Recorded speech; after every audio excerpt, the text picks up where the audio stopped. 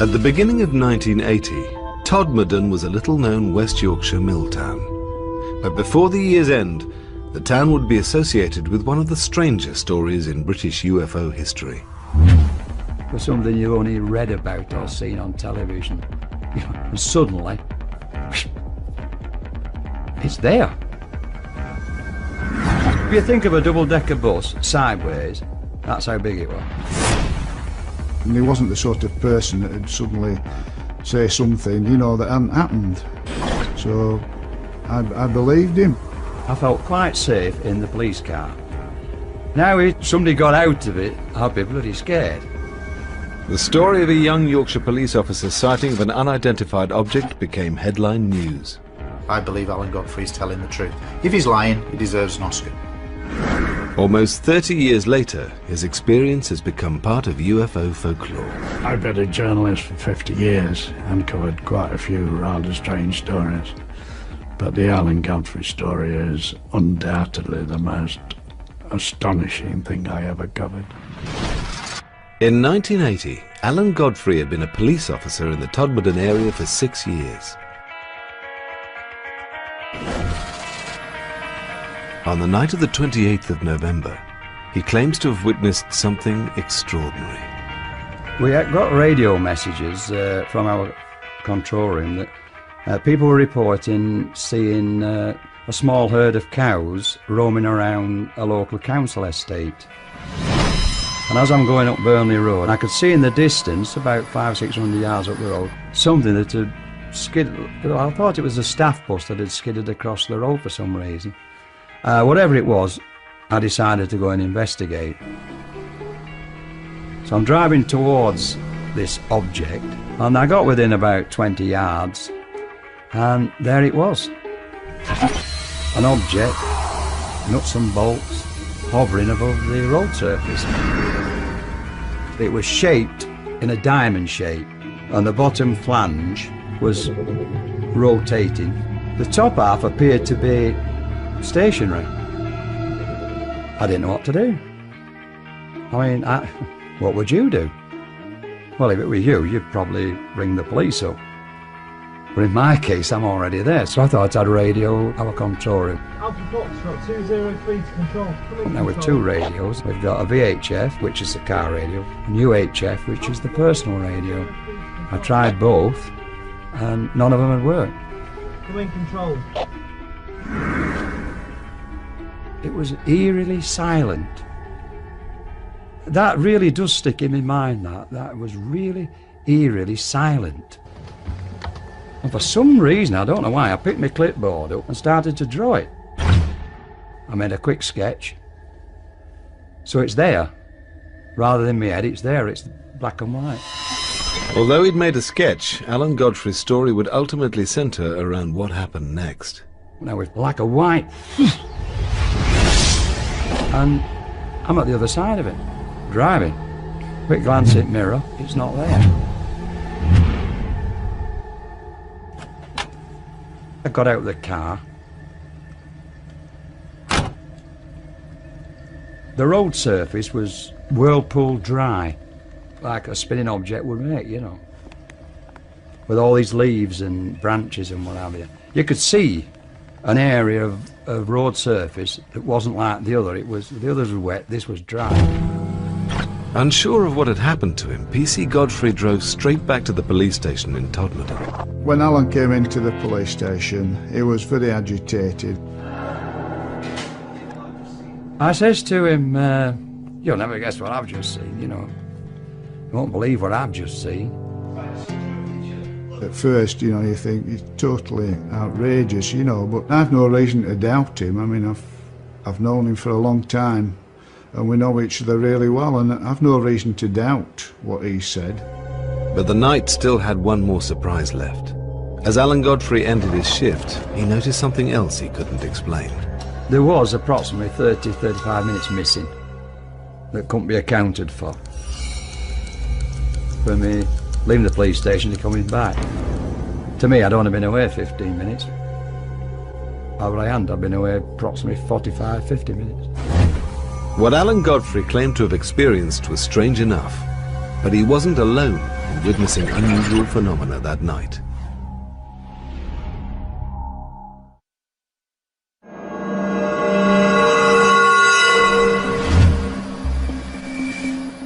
On the night of the 28th of November 1980, Police Constable Alan Godfrey was driving through the Pennine town of Todmorden when he witnessed a strange object in the road. It was something you've only read about or seen on television. And suddenly, it's there in front of you. It was just something out of a science fiction film. It was totally unbelievable. PC Godfrey had no rational explanation for what he'd seen, or for what he discovered later. I had this irritating itch on my foot. The boot on my left foot was split. If that's the sole of the, it was split that way. I've no idea why they were split, but when I took it off, I removed my sock, and it was on the instep of my foot, and it was a round circle like that, red. And it was very, very itchy. It wasn't sore, but it was very, very itchy. At work the following day, Alan Godfrey received some surprising news. He hadn't been the only officer who claimed to have seen something strange the previous night. I came on duty, and there was an inspector waiting to see me. I went into the inspector's office, and he then informed me that I wasn't alone, that 3 police officers in Halifax, in fact, had some sort of an encounter the same night. And he was putting a report together, and he wanted a statement off me. Coming out the inspector's office thinking, yeah, right on.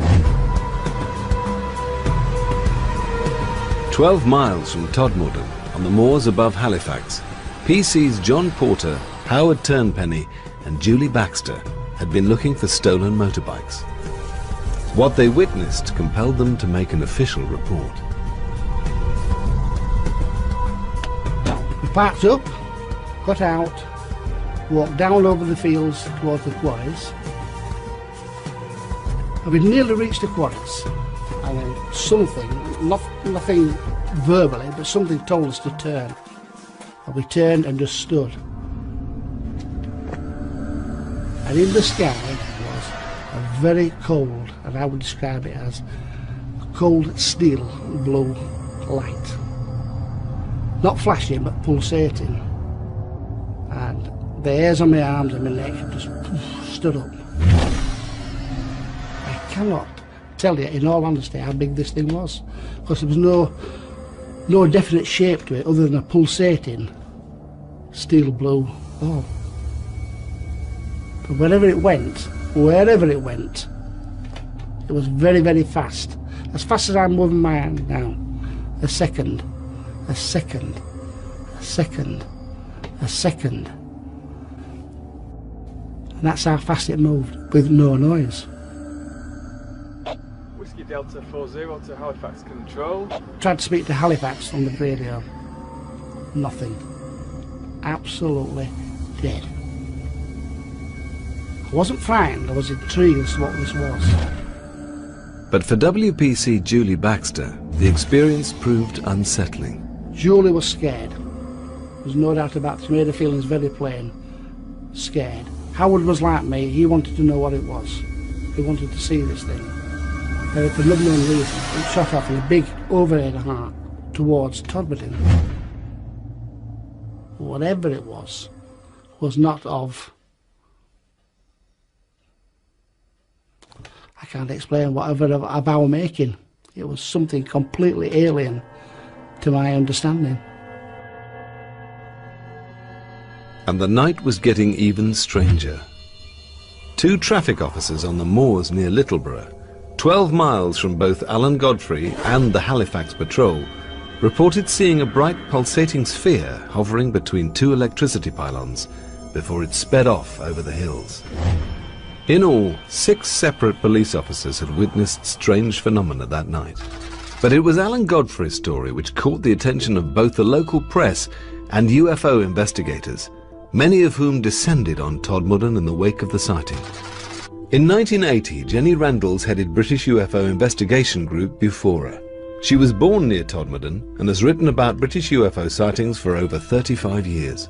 The Alan Godfrey experience, when it happened, came at the culmination of a whole series of events during the preceding 3 or 4 months that had been occurring in and around that area. They'd been getting stranger and stranger. The Pennines are the backbone of the United Kingdom. The area stretches from the Scottish borders to the Derbyshire Peaks, a distance of 250 miles.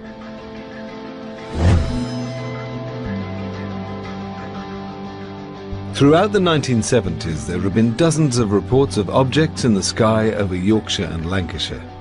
So numerous were the sightings, the area earned itself the name UFO Alley. John Sheard was a Yorkshire-based journalist reporting for both the local and national press.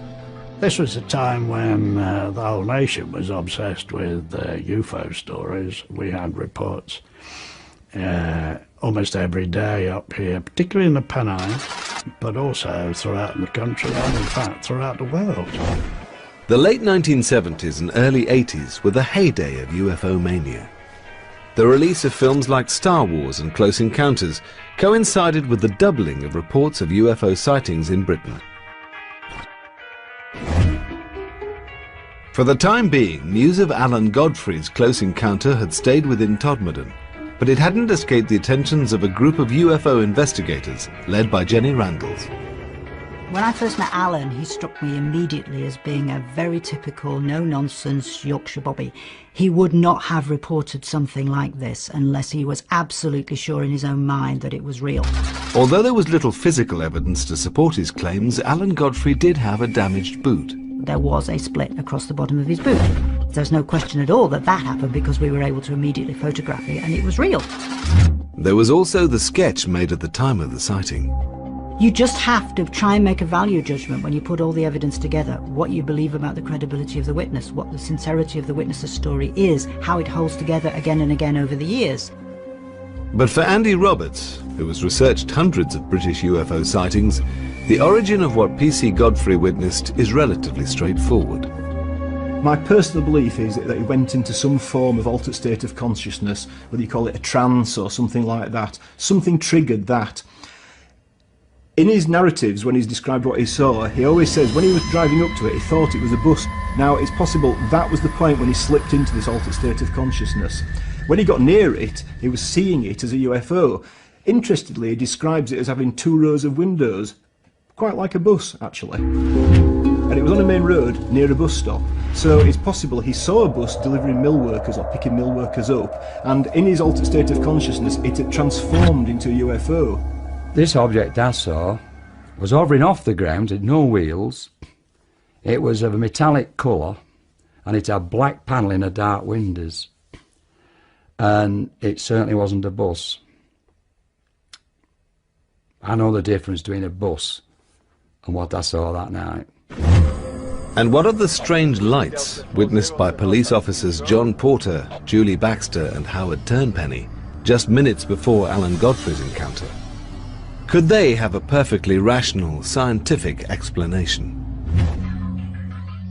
Dr. Ian Griffin worked for NASA on the Hubble telescope project for a decade before returning to the UK to carry out research into the movement of asteroids. He now watches the night skies from his home observatory in Todmorden. My view is that nearly every UFO that has ever been seen has some kind of explanation.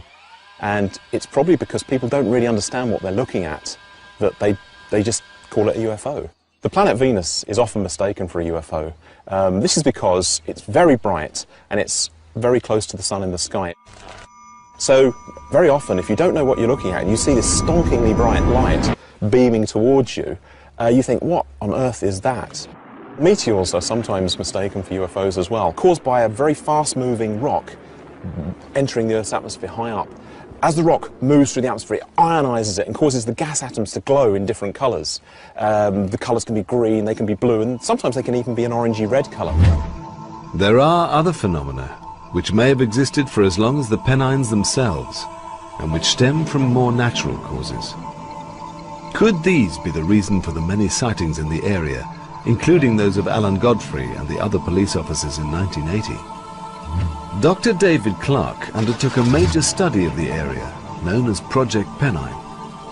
It described naturally occurring phenomena that ranged from glowing hillsides to bizarre balls of light.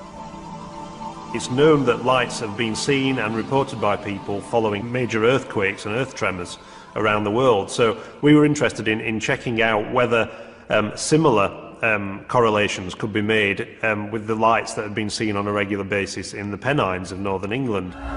Basically, you've got underground huge rock movements going on and rocks crushing against each other and electrons escaping from that movement. People have described seeing these light forms as following valleys or appearing above electricity pylons or even apparently pacing cars.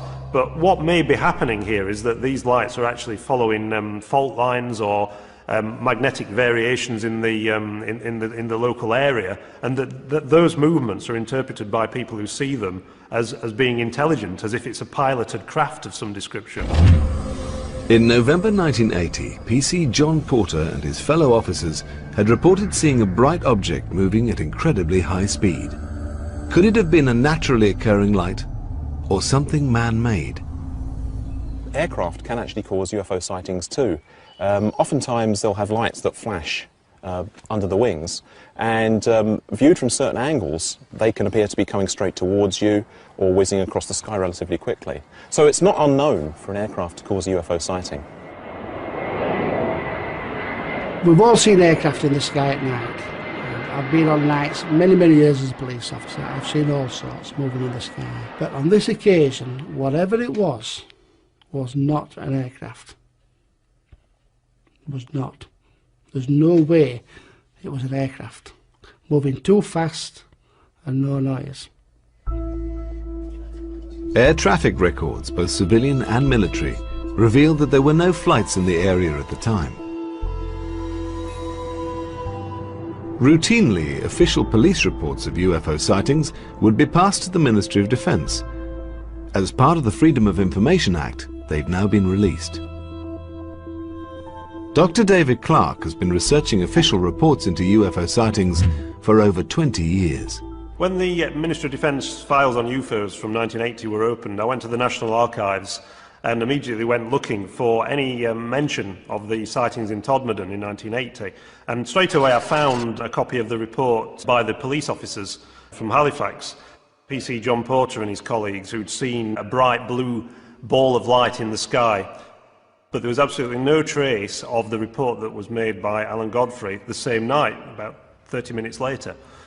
Maybe they just thought that his sighting was a bit too weird and a bit too disturbing, you know, to pass it on to the ministry.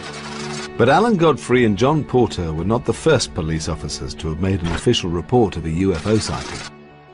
Over the last 3 decades, police officers have contributed to a large proportion of British UFO reports.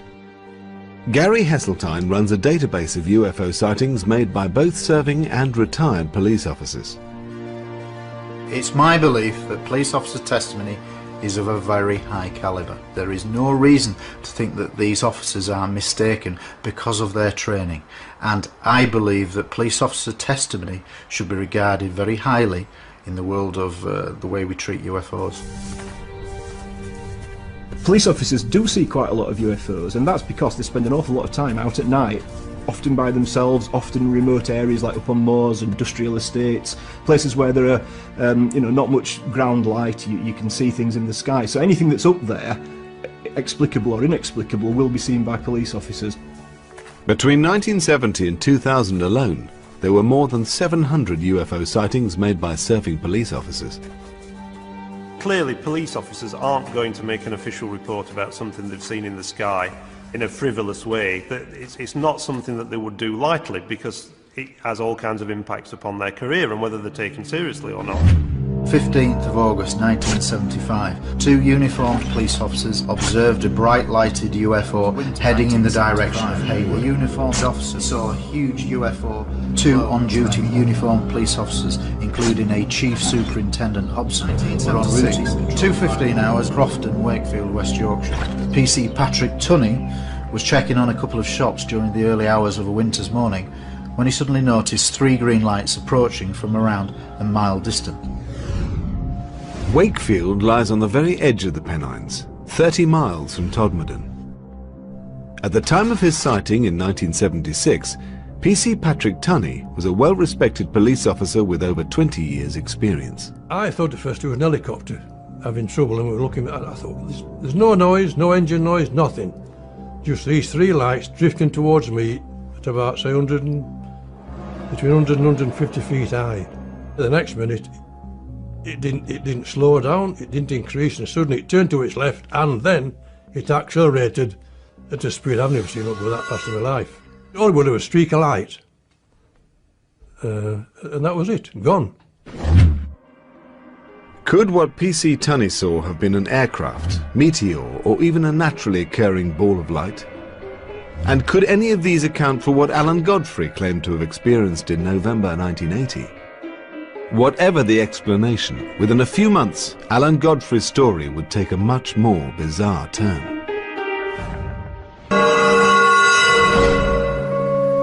After police officer Alan Godfrey reported an encounter with a strange object in West Yorkshire in 1980, some researchers claimed it to be a landmark in British UFO history.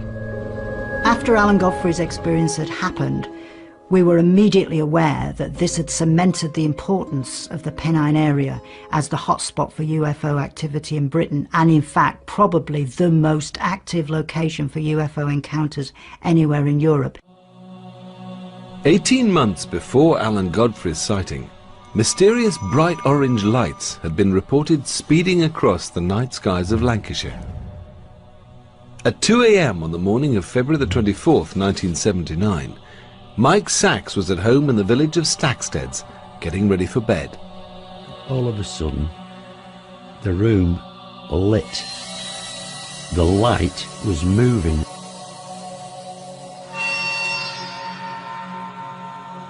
I rushed to the window to be confronted with this huge ovoid, about 8-10 foot across, light, all diffused around the edges. It was pulsing, brilliant to intense, very orangey white. There was no sound. I remember that distinctly. We were in awe at this. We couldn't believe what we were seeing. It slowly descended out of sight into the quarry. It went through my mind, they do exist. These things do exist. And Mike Sachs wasn't the only witness to the mysterious object. Local farmer Alf Kime, then 19, was out working with another farmhand when he too saw something strange in the sky. We thought we were a shooting star flying down, and this building blocked it, so we shot past the building to see it.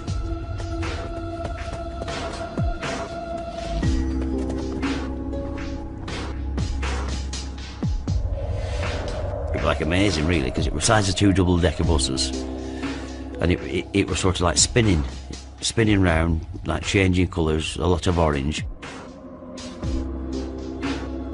and it went right across the skyline, right over the valley, then right over the valley, and it went over, over Chopper Houses, right over to Quarry. And I thought, somebody must see that, even though it were late, I thought somebody must see it, we can't be the only ones to see this. I immediately phoned Baker Police, reported what I'd seen, and they said, right, he said, well, 2 of our police officers have also phoned in. They were parked up just below the quarry, and they reported it. I phoned my brother Raymond. I went up for him. We came back to the quarry, where the Panda car was still parked there. And I said, did you see it? And he said, see it? We thought it were coming down on our blooming heads. There you go. So we decided then to go up to the quarry. Now the police officers went up with us.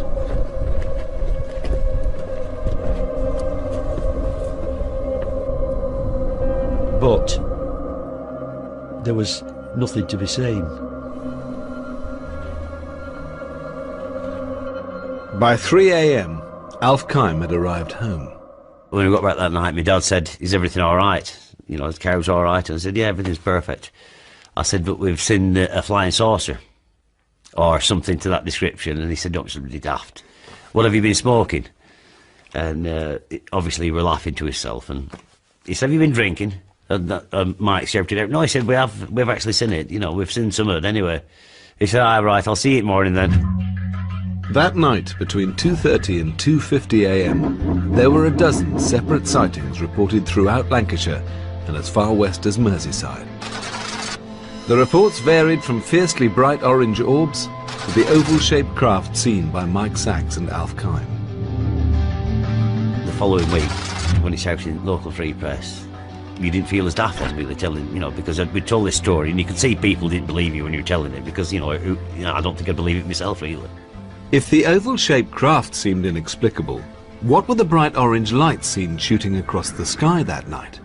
Astronomer Dr. Ian Griffin may have one explanation. Since the dawn of the space age, several thousand objects have been launched into space. And the re-entry of a satellite can cause a bright flash of light in the sky.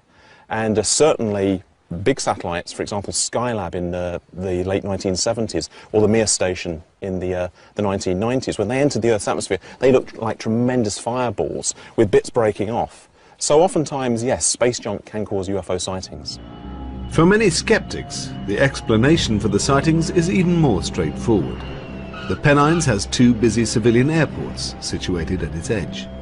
There was a huge explosion of air travel in the 70s and 80s, and that led to the expansion of Manchester Airport, of Leeds Bradford Airport and international aeroplanes. Now, the Pennines, quite wild, it's very dark at night, and if you see an aircraft in the sky through unusual weather conditions or coming into land or taking off, its beams, its light configuration can appear very, very strange. And I think that's largely been the result of why there have been so many UFO sightings over the Pennines from the 1970s onwards. When it comes to UFO sightings over the Pennines, or anywhere else for that matter, we can readily explain away 99% more as mistaken identity. But it leaves that niggling little number every time that no matter how much research, no matter how much you try, you can't get rid of these particular cases. And after a lot of legwork, they still remain unexplained. There was another possible explanation, that the lights in the sky being witnessed that night were connected with some secret Cold War military operation. After some of his constituents had reported seeing the lights, the MP for Ormskirk even raised the question in Parliament. On the 12th of June 1979, the Ministry of Defence issued a statement. It said that a US Air Force exercise had taken place between the 21st and 24th of February, during which fighter aircraft had been flying at very low levels throughout the British Isles. Were both Alf Kime and Mike Sachs simply witnesses to a routine military manoeuvre? We get many aircraft flying over the valley, all different shapes and sizes, air cargo, passenger, military. This was totally unlike anything I've ever seen in my life. I can only conclude, and I don't say this lightly, it is extraterrestrial. We can never rule out military technology, but I think in this case it looks as if something genuinely unidentified was present in the Pennines that night. Whatever the source of the strange lights seen over Lancashire, PC Alan Godfrey's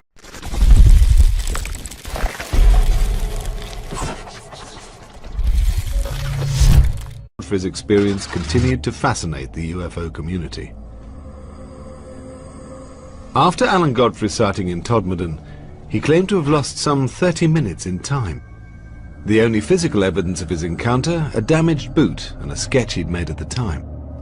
In an attempt to find out more, UFO investigators suggested a radical idea. And they contacted me and asked me, would I be willing to go under hypnotic regression? I declined straight away. I wasn't sure, you know. I thought, what is hypnotic regression? The only hypnosis I'd ever seen was on television, on a stage, you know, where they make fun of you. Eventually, Alan Godfrey was persuaded to undergo hypnosis, which was conducted by two psychiatrists, Dr. Jaffe and Professor Blair. They wouldn't tell either of the psychiatrists what the subject matter was. They would only tell them that it was a policeman who they were going to try to regress to a certain time on a certain date to an incident that may or may not have happened. Mike Sachs, whose interest in UFOs had been sparked by his own experiences the previous year, was present at the sessions. The atmosphere in the room was absolutely electric as Alan is relating this series of events. All of a sudden, and under hypnosis, he goes and covers his eyes. Then somehow he's floating and he's taken into this room. I have no recollection whatsoever what went on during that hypnotic regression. Under hypnosis, Alan Godfrey's claims grew more bizarre. Not only had he witnessed a UFO, he'd also come into contact with alien beings. In UFO terminology, he had been abducted. We were actually present, possibly one of the first abduction cases that has happened in the UK. Whatever Alan Godfrey had experienced in November 1980, and whatever had happened to the missing 30 minutes, the latest revelations seem scarcely credible. UFO abductions, very big in America, not so big in Britain. A handful of people allegedly being abducted by UFOs. So when you get a policeman seeing a UFO, later coming out under hypnosis with the story he was abducted, you've got something that's quite solid there, and people have latched onto it as being, you know, a real event. I'm asking myself, did that really happen? No, I couldn't have done. I don't believe it. But why am I saying it? Psychologist Chris French has conducted several studies in the area of so-called paranormal experiences. There are a number of different factors which seem to play a role in people reporting that they've had an alien abduction experience.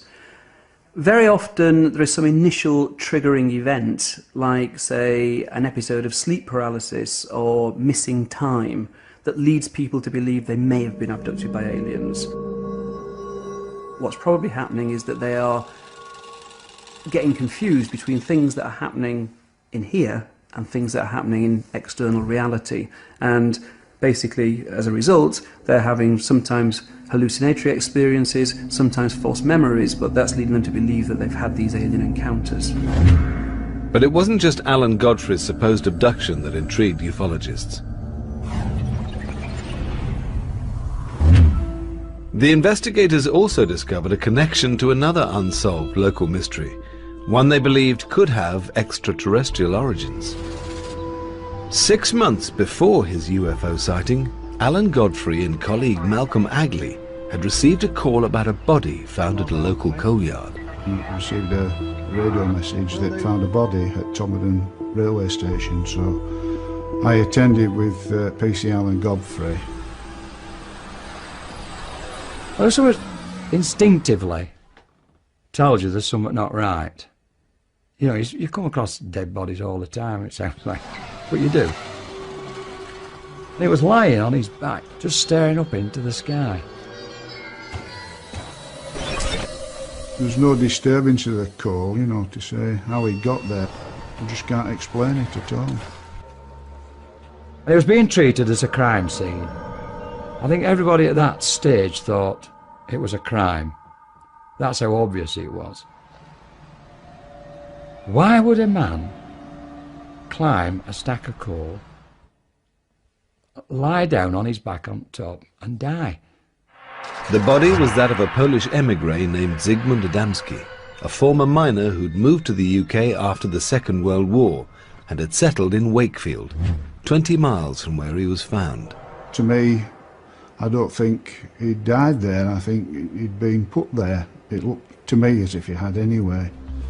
The evidence was inconclusive. You'd expect if somebody had been lying on the belly or had climbed up the coal, it'd be covered in coal dust. It'd been raining, it'd stick to him like glue. There was no visual coal on him, on the front of him, anywhere. Either on his face or anything. And he had these black marks that transpired to be burn marks round the back of the head And there was one at the nape of the neck here, like an open wound, like a blistering wound, and it had had an ointment applied to it. We just thought it was strange, you know, that he had these injuries and this sort of green ointment, which looked nothing I've seen before at all, you know. It just seemed strange and a bit unnatural, really. Zygmunt Adamski had gone missing after a shopping trip. There was no suggestion that he'd planned to disappear, and he was known as a loving family man with no obvious enemies. The autopsy confirmed that Adamski had died of a heart attack. Coroner James Turnbull was mystified, not least by the strange substance found on Adamski's burns.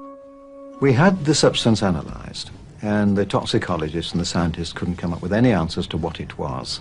And we came up against a blank at every line of investigation. This was one of the most puzzling cases that I've come across in 25 years. If somebody proved to me that UFOs exist and that there was one around there at that time, and that in some way we could associate it with this case, then perhaps I might say I'd only raise half an eyebrow. Whatever the truth behind Adamski's death, which remains unsolved, Alan Godfrey's association with it was to turn him into a UFO celebrity.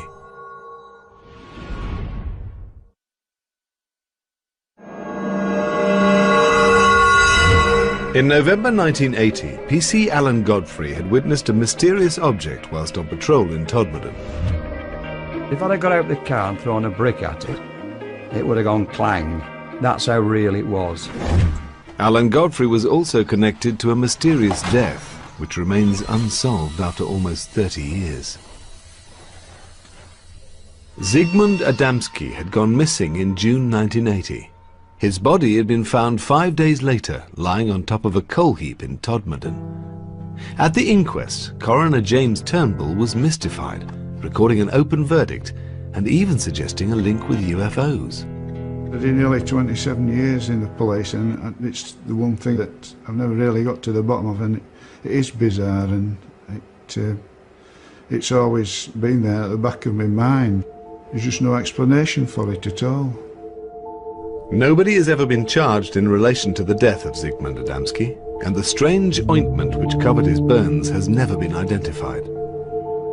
To this day, we don't know whether or not there actually is any connection with the Adamski death. The case is still unsolved. They've never found out how his body got onto the top of that coal heap. Some UFO researchers looked at all the pieces of the puzzle. You know, the fact that it was put on a coal tip, and how did he get there? It's mysterious. And they just jumped to the most massive of conclusions, that, you know, the only explanation must be that he's been abducted by aliens and something's gone wrong. The Adamski story was picked up by Sunday Mirror journalist John Sheard. Although more used to covering Northern Ireland and the trial of the Yorkshire Ripper, he recognised the opportunity for an exclusive. I sat down and tried to write it as straight as I could. I didn't want it to sound over-sensational, because it was already a very sensational story. What I didn't know was that when it hit the streets that Sunday, as the front page lead, was the incredible reaction that would happen. I'm talking about literally thousands of letters, hundreds of phone calls. I began to realise that this was a story that, even though I was still a bit iffy about it, had gripped millions of people throughout the world. John Sheard soon discovered PC Alan Godfrey's involvement with the Adamski case, and the later claims made under hypnosis that he'd been the subject of an alien abduction. I've been a journalist for 50 years and covered quite a few rather strange stories, but the Alan Godfrey story is undoubtedly the most astonishing thing I ever covered. What made Alan's story so special from my point of view was the fact that A, he was a serving policeman, and one expects them to be fairly straightforward in recording facts. And of course it came on the heels of the Adamski story and a very strange inquest.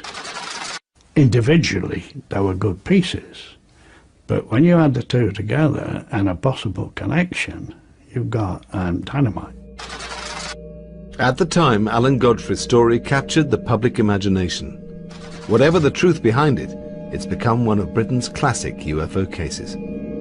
I've got no doubt that Alan's UFO experience was to him real.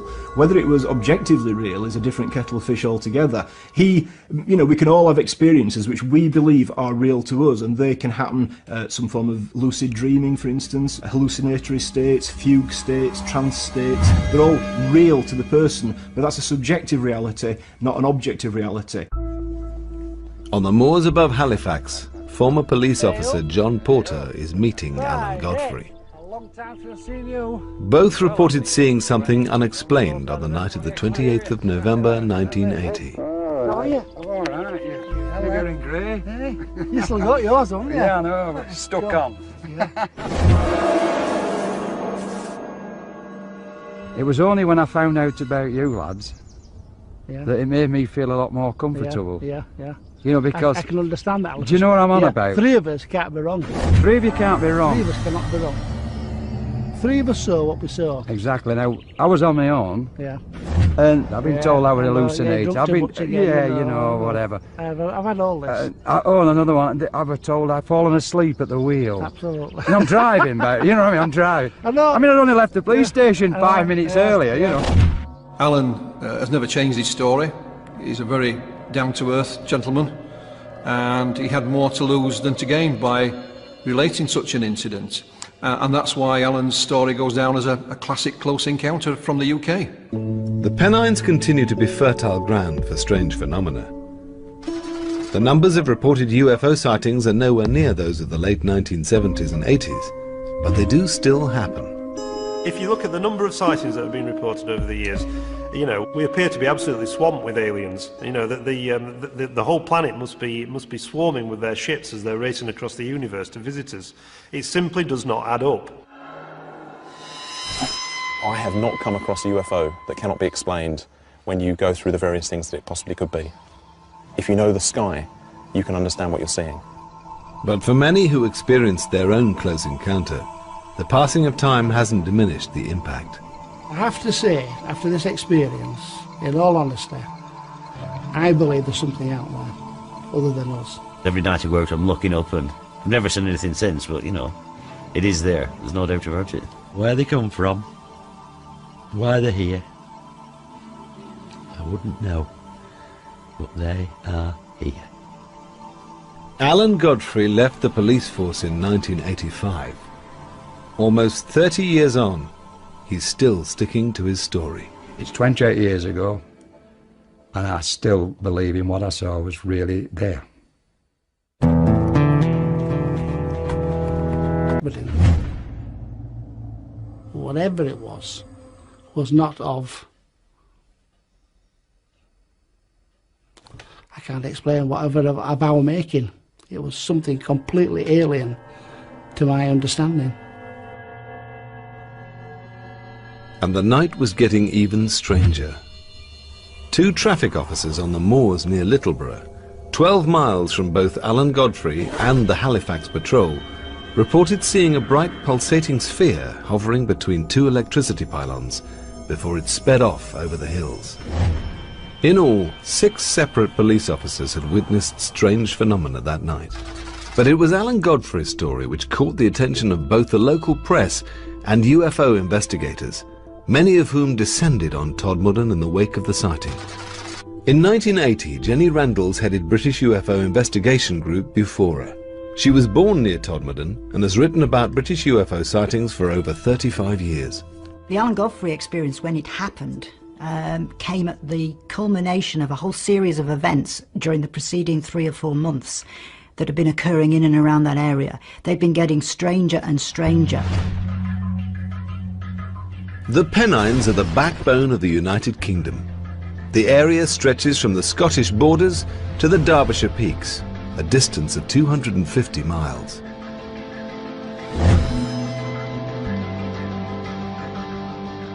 Throughout the 1970s, there have been dozens of reports of objects in the sky over Yorkshire and Lancashire. So numerous were the sightings, the area earned itself the name UFO Alley. John Sheard was a Yorkshire-based journalist reporting for both the local and national press. This was a time when the whole nation was obsessed with UFO stories. We had reports almost every day up here, particularly in the Pennines, but also throughout the country and in fact throughout the world. The late 1970s and early 80s were the heyday of UFO mania. The release of films like Star Wars and Close Encounters coincided with the doubling of reports of UFO sightings in Britain. For the time being, news of Alan Godfrey's close encounter had stayed within Todmorden, but it hadn't escaped the attentions of a group of UFO investigators led by Jenny Randalls. When I first met Alan, he struck me immediately as being a very typical... Like a spinning object would make, you know. With all these leaves and branches and what have you. You could see an area of road surface that wasn't like the other. The others were wet, this was dry. Unsure of what had happened to him, PC Godfrey drove straight back to the police station in Todmorden. When Alan came into the police station, he was very agitated. I says to him, you'll never guess what I've just seen, you know. You won't believe what I've just seen. At first, you know, you think he's totally outrageous, you know, but I've no reason to doubt him. I mean, I've known him for a long time, and we know each other really well, and I've no reason to doubt what he said. But the night still had one more surprise left. As Alan Godfrey ended his shift, he noticed something else he couldn't explain. There was approximately 30-35 minutes missing that couldn't be accounted for. For me leaving the police station to coming back. To me, I'd only been away 15 minutes. Over I had, I'd been away approximately 45-50 minutes. What Alan Godfrey claimed to have experienced was strange enough, but he wasn't alone in witnessing unusual phenomena that night.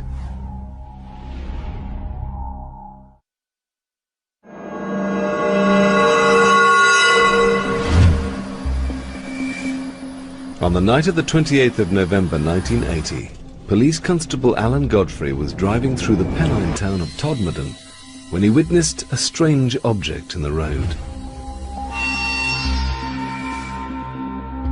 It was something you've only read about or seen on television. And suddenly, it's there in front of you. It was just something out of a science fiction film. It was totally unbelievable. PC Godfrey had no rational explanation for what he'd seen, or for what he discovered later. I had this irritating itch on my foot. The boot on my left foot was split. If that's the sole of the it was split that way. I've no idea why they were split, but when I took it off, I removed my sock, and it was on the instep of my foot, and it was a round circle like that, red. And it was very, very itchy. It wasn't sore, but it was very, very itchy. At work the following day, Alan Godfrey received some surprising news. He hadn't been the only officer who claimed to have seen something strange the previous night. I came on duty, and there was an inspector waiting to see me. I went into the inspector's office, and he then informed me that I wasn't alone, that 3 police officers in Halifax, in fact, had had some sort of an encounter the same night. And he was putting a report together, and he wanted a statement of me. Coming out of the inspector's office thinking, yeah, right on. 12 miles from Todmorden, on the moors above Halifax, PC's John Porter, Howard Turnpenny and Julie Baxter had been looking for stolen motorbikes. What they witnessed compelled them to make an official report. We parked up, got out, walked down over the fields towards the quarries, and we'd nearly reached the quarries, and then something, nothing verbally, but something told us to turn. And we turned and just stood. And in the sky was a very cold, and I would describe it as a cold steel blue light. Not flashing, but pulsating. And the hairs on my arms and my neck just stood up. I cannot tell you, in all honesty, how big this thing was, because there was no definite shape to it other than a pulsating steel blue ball. But wherever it went, it was very, very fast. As fast as I'm moving my hand now. A second, a second, a second, a second. And that's how fast it moved, with no noise. Whiskey Delta 40 to Halifax Control. Tried to speak to Halifax on the radio. Nothing. Absolutely dead. I wasn't frightened, I was intrigued as to what this was. But for WPC Julie Baxter, the experience proved unsettling. Julie was scared. There's no doubt about it. She made her feelings very plain. Scared. Howard was like me, he wanted to know what it was. He wanted to see this thing. And for no known reason, it shot off in a big overhead heart towards Todd. Over the last 30 years, there have been thousands of reported sightings of unidentified flying objects over the British Isles. My first thoughts were, wow, what was that? You think I'm bloody daft, but this is a UFO. In the summer of 2008, reports of flying saucers and other crafts were capturing the headlines again. Over the years, numerous eyewitnesses, including military personnel, police officers, and experienced airline pilots have testified to seeing strange lights in the sky